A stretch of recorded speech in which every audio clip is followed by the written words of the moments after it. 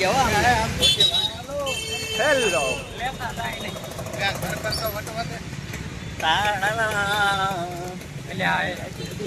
Hello guys, बहुत बारिश हुई है, पानी से पूरा भर गया है, समुद्र जैसा हो गया है यहाँ पे एरिया, देख ही सकते हैं आप। वो हमारा उमेश जा रहा है सबसे आगे, फायरमैन का कोर्स कर रहे हैं हम। ये हमारा दिलीप है, वो पीछे है, वो बहुत ही नाजुक इंसान है। वो पानी पूरा भरा पड़ा, देख ही सकते हैं। ये हमारा सामने रोड, ये हमारे बंदे जा रहे हैं साथ। ये अभी तक इंसर्ट नहीं निकाले, इसको बोला इंसर्ट निकालने के लिए, क्या करते देखो पूरी बारिश है।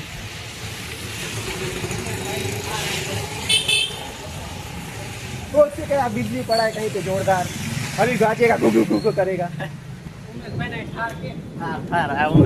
ये उमेश भाई की थार है, आप देख सकते हैं, जोरदार। उमेश भाई अपनी थार में यही छोड़ जा रहे हैं। हमारा मोबाइल वाटर प्रूफ है,